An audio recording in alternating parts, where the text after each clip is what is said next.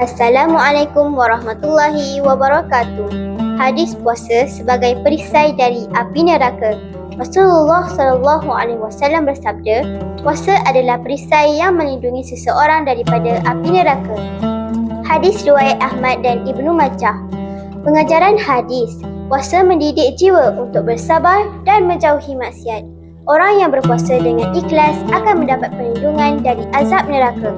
Puasa bukan sekadar menahan lapar, tapi juga menjaga diri dari dosa. Kesimpulan hadis, puasa adalah perisai yang menyelamatkan seseorang daripada azab Allah jika dilakukan dengan penuh keimanan dan ketakwaan.